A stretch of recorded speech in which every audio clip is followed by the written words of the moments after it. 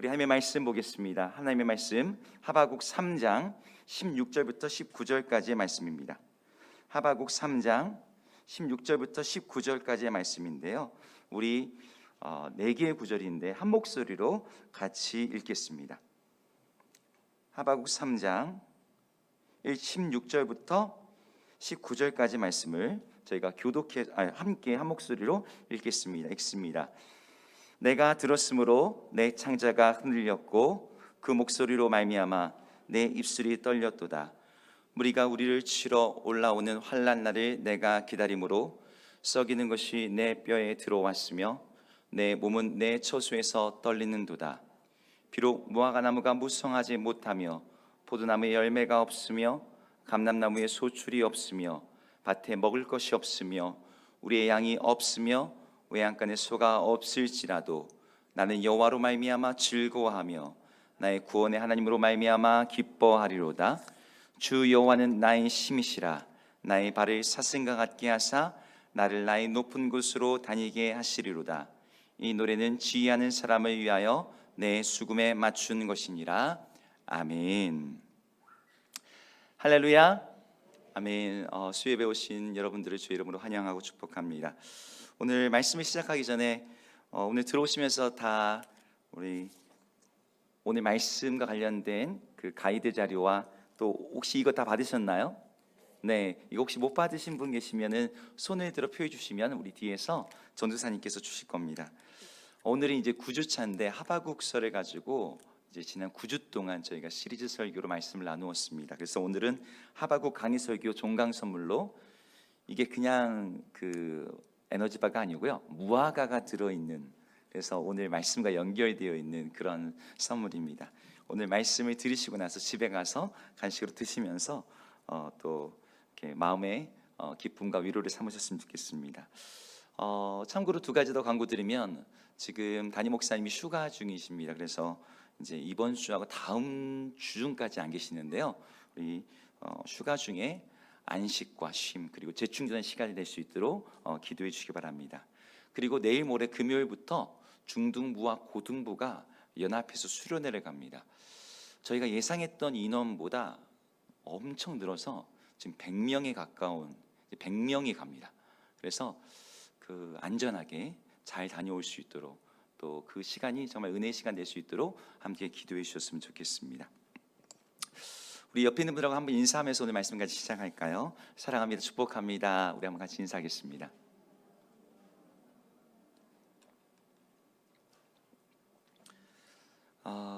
여러분들 노래를 잘 부르시나요?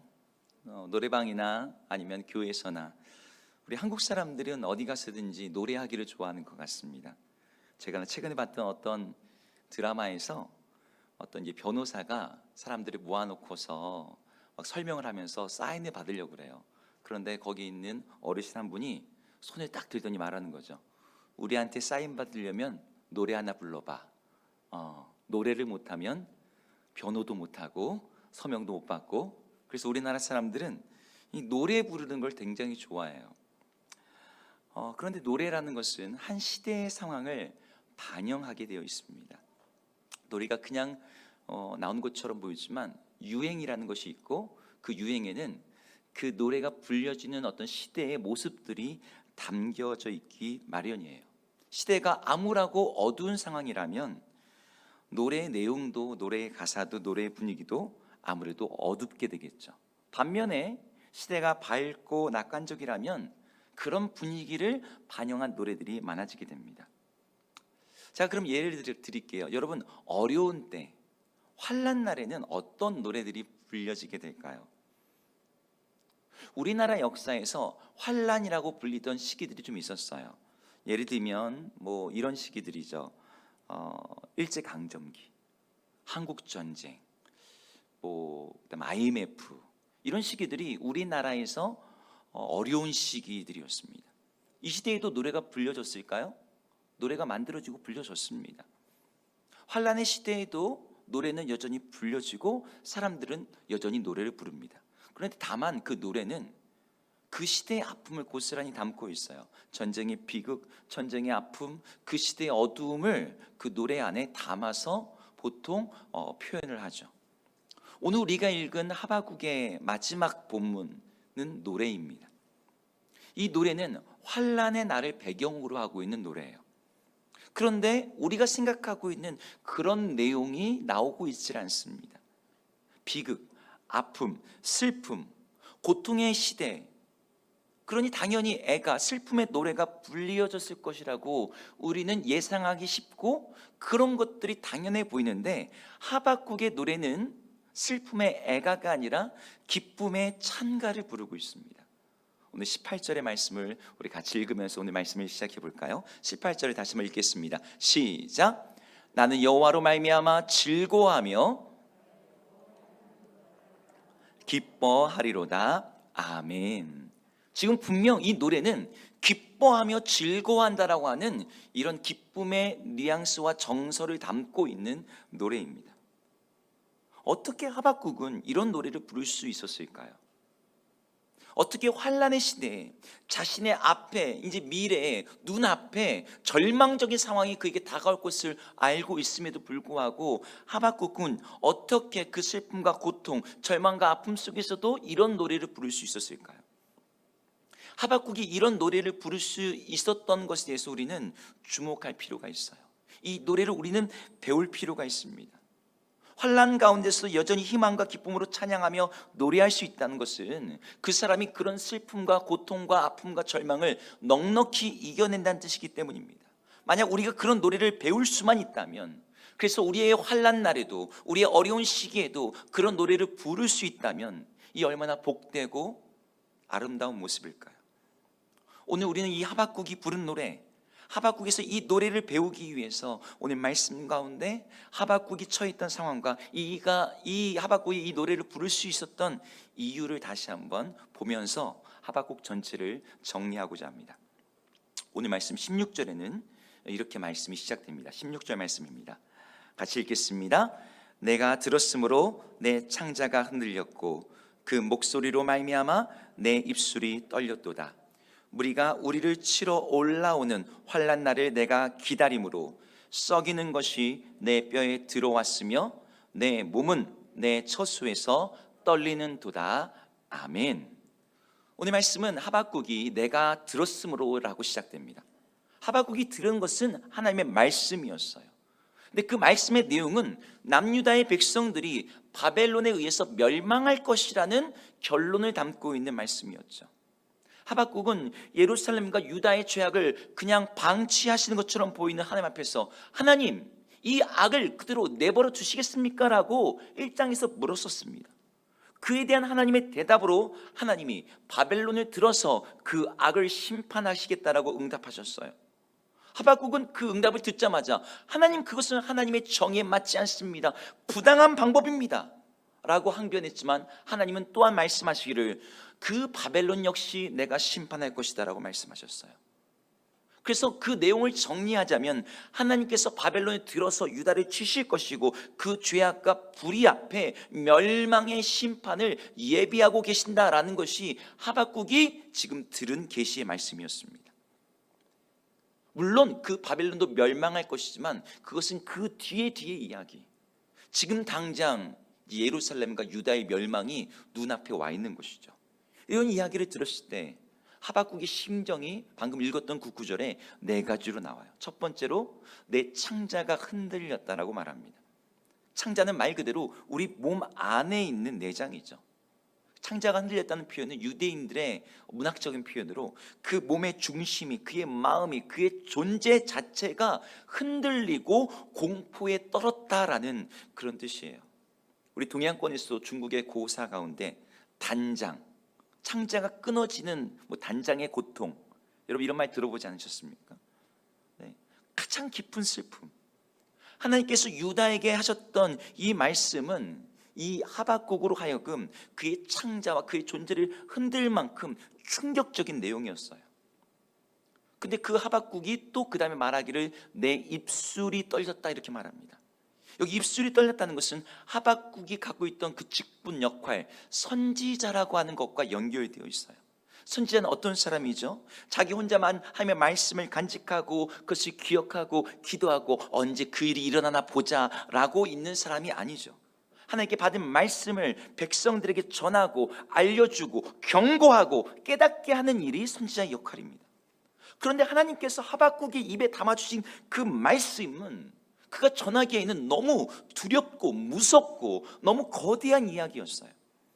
유다의 멸망을 자기의 입으로 전한 자기 백성들에게 전하는 것은 너무나 고통스러운 일인 거죠.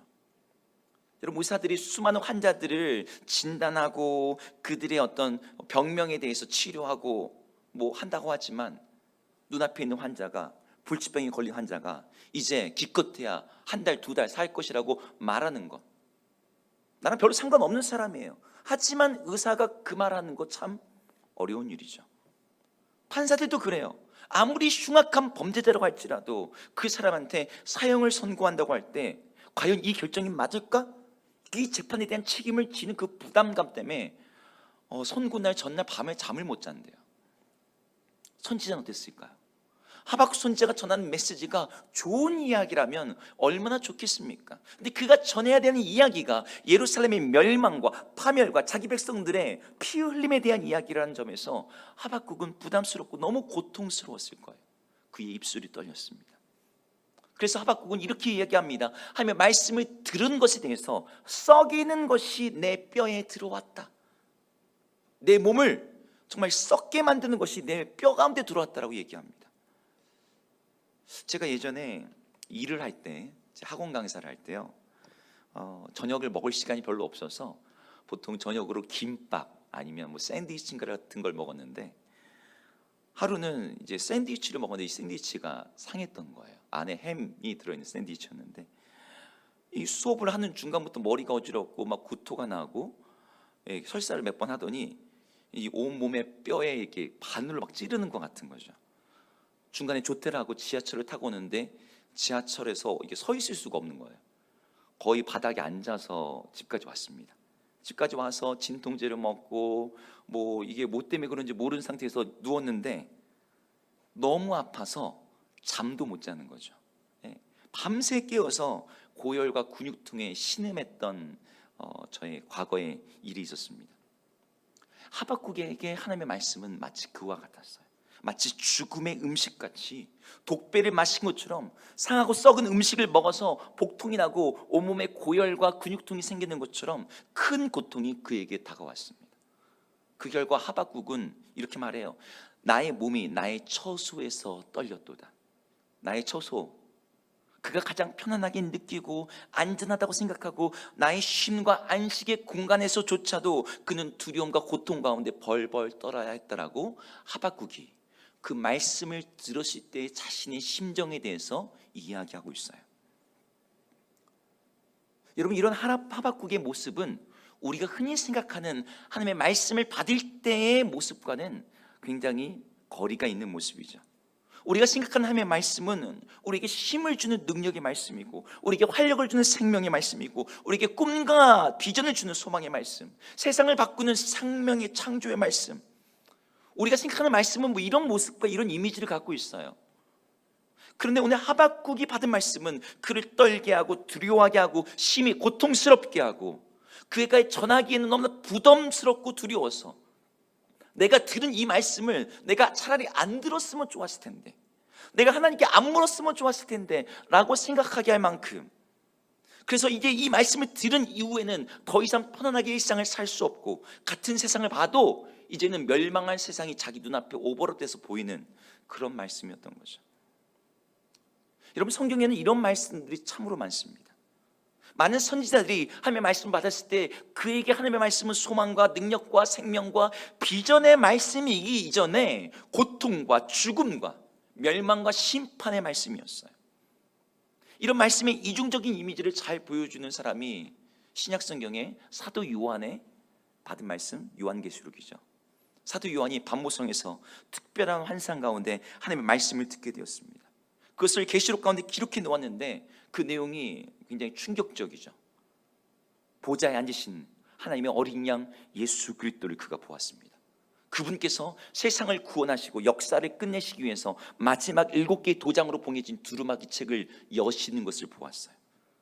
찬송과 영광과 존귀와 권능을 받게 합당하신 그분께서 이제 역사의 마지막 장면을 이제 진행하시는 것이죠. 그런데 그 마지막 장면이 그가 생각하고 있는 이미지와는 너무 달랐던 거예요. 하나님이 역사 가운데 나타나셔서 구원하실 거라고 생각했는데 그 구원의 이야기와는 사뭇 다른, 마치 멸망하는 것처럼 보이는 이야기들이 계속 진행됩니다. 천사들이 나팔을 부는데 하늘에서 우박과 불이 떨어져서 땅의 3분의 1이 불타버립니다. 하늘에서 불붙은 산 같은 것이 바다에 떨어지네 바다의 3분의 1이 피가 됩니다. 햇불 같은 별이 강 가운데 떨어지니까 강이 쑥이 되고 샘물들이 사람이 먹었을 때 죽는 것이 되어버렸어요. 많은 사람들이 죽고 무저강에서부터 황충과 전갈들이 나오고 연기가 올라오고 해와 공기는 어두워지고, 사도 요한이 보았던 세상의 미래는 그런 모습이었던 거죠. 근데 그게 어떤 미래예요? 하나님이 작정하시고 계획하신 미래, 하나님께서 이렇게 이루시겠다라고 말씀하시는 예수 그리스도께서 그 역사의 마지막 장을 펴고 있는 그 장면들이었어요. 근데 그 장면의 성격에 대해서 그냥 우리가 볼 때는, 선지자들이 볼 때는 너무나 두렵고 공포스러운 미래인 거죠. 근데 그 성격을 요한계시록 10장 10절에서 이렇게 이야기합니다. 우리 이 말씀을 한번 같이 읽어볼까요? 읽겠습니다. 시작. 내가 천사의 손에서 작은 두루마리를 갖다 먹어버리니 내 입에는 꿀같이 다나 먹은 후에 내 배에서는 쓰게 되더라. 아멘. 하나님의 말씀을 담은 두루마리를 사도 요한이 먹은 거예요. 하나님의 말씀 받은 거죠. 하나님의 말씀 들은 거죠. 그게 입에서는 꿀처럼 달았어요. 근데 그 먹은 다음에 그의 몸 안에 들어와서는 쓰게 되었대요. 마치 오늘 하박국이 하나님의 말씀을 들었을 때 그의 창자가 흔들리고 썩이는 것이 내 뼈 가운데 들어왔다라고 표현했던 것처럼 사도 요한에게 하나님의 말씀이 그와 같았던 것입니다. 배에서는 쓴 것, 복통을 일으키는 고통스러운 것, 이것이 하나님의 말씀이 갖고 있는 이중적인 성격입니다. 우리가 평상시에 생각하는 것처럼 하나님의 말씀은 살리고 창조하고 힘을 주고 병든 자들을 고치고 죄악과 귀신에 사로잡힌 자를 해방하고 절망 가운데 있는 자들에게 소망을 주고 슬픔 가운데 있는 자들에게 기쁨을 주는 말씀인 동시에 그 말씀은 죽이기도 하고 파괴시키기도 합니다. 그 말씀은 죄인들의 죄를 드러냄으로 말미암아 그들에게 두려움이 되고 감춰진 죄를 드러내고 악한 것들이 그 앞에서 정죄와 심판을 받게 하고 방종한 자들의 마음을 떨게 하며 우상을 무너뜨리고 악의 제국을 멸망시켜요. 하나님의 백성들에게조차도 그 말씀은 종종 쓴물이 되어 고통의 물이 되어 아픔과 슬픔이 되기도 합니다. 이것이 하나님의 말씀이 갖고 있는 이중적인 모습이에요. 사도 바울이 말했던 것처럼 복음은 어떤 사람들에게는 멸망의 냄새가 되지만 어떤 사람들에게는 구원의 향기가 됩니다. 그러면 언제 어떤 사람들에게 각각 이렇게 작용할까요? 말씀 앞에 선 자들의 마음, 그 사람들의 태도와 밀접하게 연결되어 있어요. 불순종하는 이들에게 하나님의 말씀은 그들의 불순종과 죄악을 드러내어 정죄하여 심판하는 역할을 합니다. 그들의 불의한 양심을 고발하고 그 죄의 결과로 마침내 그들이 죽음과 심판에 당하게 될 것을 깨닫게 함으로 말미암아 그들을 고통스럽게 하고 그들을 두려워하게 만드는 것이 말씀이 갖고 있는 1차적인 모습이에요. 그런데 그 말씀을 믿고 순종하는 자들, 그 말씀 앞에서 회개하며 하나님께 돌아오는 자들에게는 그 말씀을 하신 분의 그 선하심의 능력이 드러나서 그 말씀은 구원의 능력을 발휘하기 시작합니다.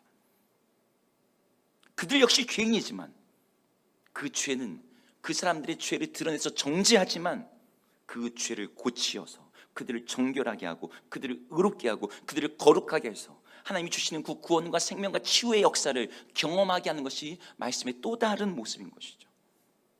오늘 하박국에게 하나님의 말씀이 두려움과 떨림과 고통이 된 것은 그가 죄인이어서, 그가 악인이어서가 아니었어요.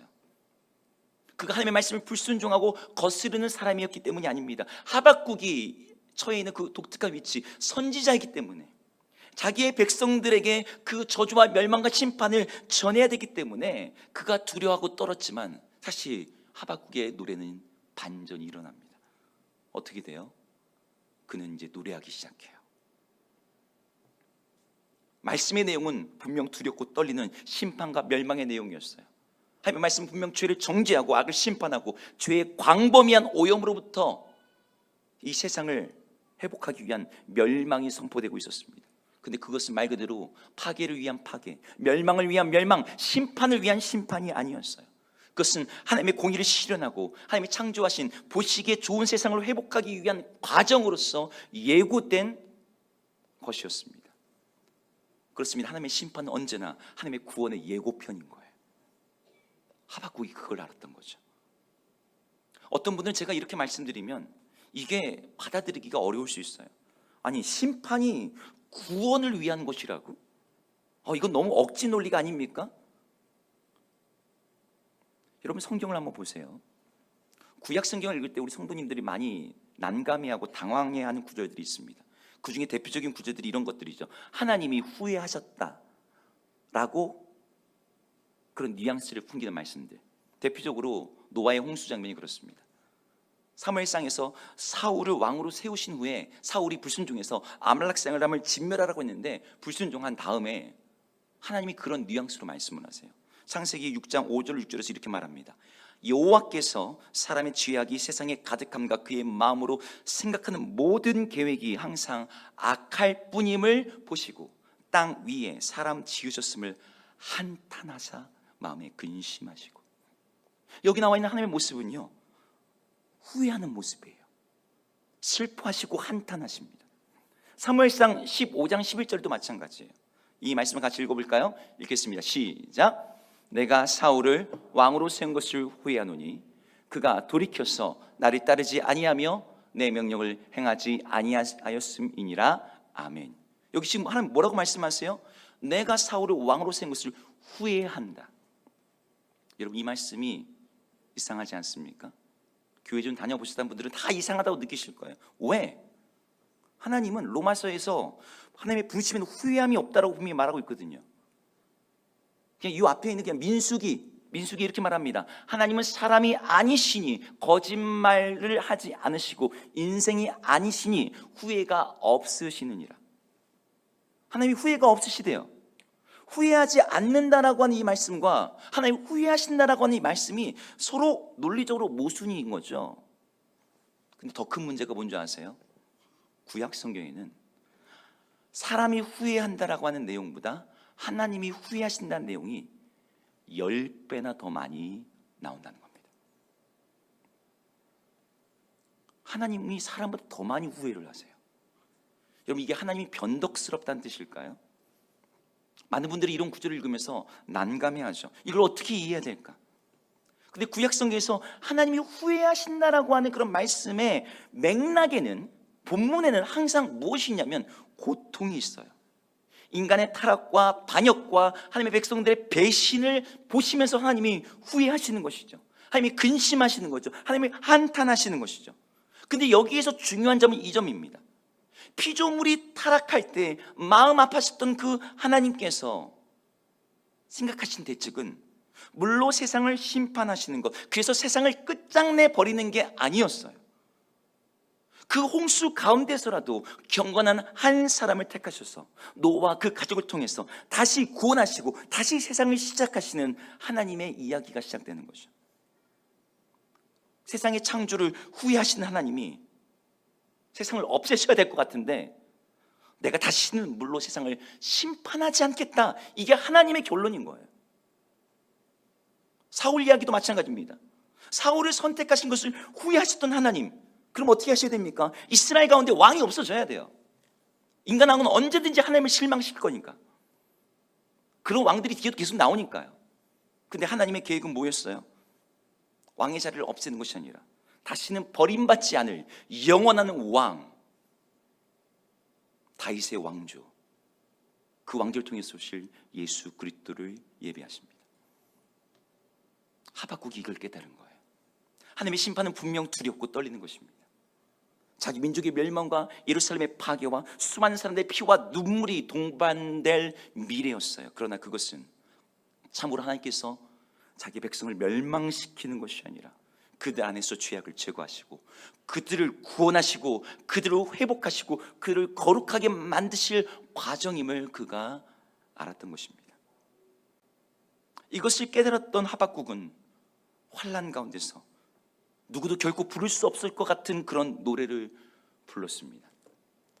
우리들에게 유명해진 노래, 오늘 선물에 담겨져 있는 그 노래, 무화과 나무 잎이 마르고 포도 열매가 없으며로 시작되는 그 노래를 불렀습니다.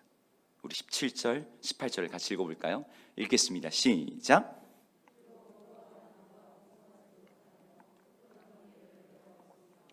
감람나무에 소출이 없으며 밭에 먹을 것이 없으며 우리의 양이 없으며 외양간에 소가 없을지라도 나는 여호와로 말미암아 즐거워하며 나의 구원의 하나님으로 말미암아 기뻐하리로다. 아멘. 여기 하박국이 말하고 있는 17절의 상황 좀 한번 보세요.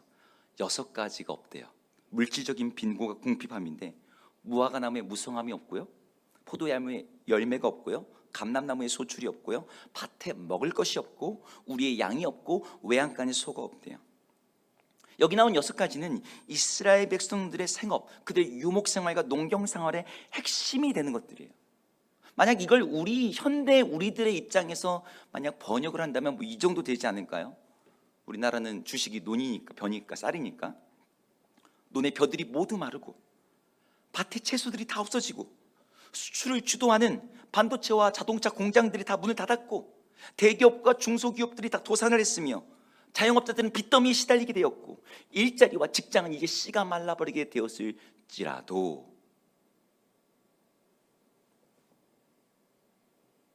정말 이런 상황이 된다면 어떤 상황일까요? 말 그대로 국가 부도 상황이죠. 국가가 멸망 위기에 있는 상황일 것입니다. 하박국 시대가 바로 그런 시대를 지금 앞두고 있었던 거예요. 삶의 모든 영역이 피폐하게 되고 이제 생존 자체를 걱정해야 되는 그런 시대, 이런 절망적 상황에 있는 사람은 당연히 느껴야 될 그 절망감과 슬픔과 애통함과 고통이 노래 가운데 나와야 되는데 하박국에는 그게 없어요. 오히려 뭐라고 말하는 거예요? 기뻐하고 즐거워한대요. 왜? 어떻게? 무엇 때문에? 먹을 게 없는 게, 직장이 문을 닫는 게, 경기가 불황인 것이 분명 즐거운 것은 아닙니다. 그것은 모두에게 고통이에요. 모두에게 슬픔이고 모두에게 아픔일 것입니다. 그런데 이런 절망적인 상황에서도 하박국에게는 그 모든 고통을 초월하는 기쁨의 근원이 그에게 있었기 때문이죠. 이 모든 상황을 붙들고 주관하시는 분이 하나님이시라는 것, 그 하나님께는 이 모든 부족함과 모자람과 가난과 궁핍과 멸망, 이 절망의 상황이 하나님의 그 선을 이루어 가시는 도구이자 방법이 될 것임을 그가 알았기 때문입니다. 하박국은 하나님에 대해서 이렇게 얘기해요. 나의 구원의 하나님. 19절에서 이렇게 얘기합니다. 주 여호와는 나의 힘이시라. 나의 발을 사슴과 같게 하사 나를 나의 높은 곳으로 다니게 하시리로다. 하나님께서 그의 발에 힘을 주셔서 모두가 맥이 풀리고 다리가 풀리고 오금이 힘을 잃어서 서지 못할 그때에도 하박국을 든든하게 세워주시고 쓰러지지 않고 넉넉히 이기게 하시고 그의 발을 사슴과 같게 하셔서, 여기 나온 사슴은 암사슴인데 높이 뛰고 점프하는 그런 사슴입니다.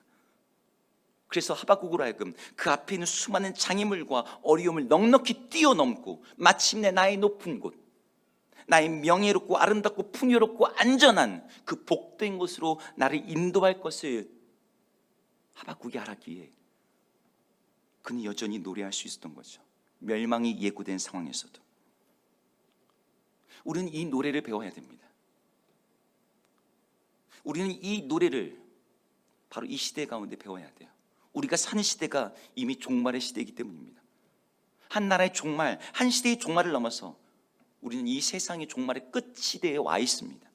전 세계적인 위기를 교회당이 아니어도 이미 뉴스에서 말하고 있어요.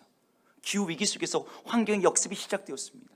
사람들이 살 수 있는 땅과 사람들이 사용할 수 있는 물이 점점 줄어들고 전쟁과 기근과 자연재해와 거의 재앙 수준의 환경이, 인플레이션, 각박해지고 삭막해지는 사회, 여러분 더 뭐 얘기하지 않아도 우리 미래가 정말 어둡고 암울하죠. 이런 상황에서 노래를 부른다는 것 자체가 배부른 소리처럼 들릴 수 있어요. 노래를 부른다는 건 불가능한 행동이자 적절하지 않은 행동처럼 보일 수도 있습니다. 그러나 성경의 성도들은, 믿음의 사람들은 환난 가운데서 노래를 부를 수 있고 또 노래를 부르도록 초청을 받은 사람들이에요. 여러분, 핍박 속에서도 성도들은 노래했고 순교의 자리에서도 그들은 찬양하면서 피를 흘렸어요. 로마 사람들의 기록에 의하면 콜로세움에서 혹은 스타디움에서 짐승들의 먹이가 되면서 산채로 불에 태워지면서도 그들은 노래하면서 죽었다. 어떻게 그들이 노래하면서 그 상황 가운데서 자신의 죽음을 맞이할 수 있었습니까? 자신의 환경과 상황을 보면 노래할 수 없죠. 하지만 자기의 백성들을 결코 잃지 않으시고 붙드시는 그 구원의 하나님을 그들이 바라보았기 때문입니다. 하박국서에서 가장 유명한 구절, 의인은 믿음으로 말미암아 살리라. 이게 구체적으로 어떤 뜻입니까? 우리의 상황이 절망적이고 환난의 상황이고 고통과 어려움에 처해 있을지라도 뭐뭐 할지라도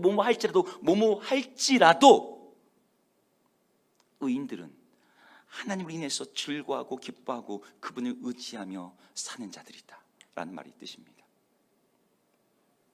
여러분, 하박국서의 기록 연대와 사람의 평균 수명을 계산하건대 이 하박국서를 기록한 하박국은 하나님이 말씀하신 그 최후의 승리와 구원을 보지 못했을 것입니다.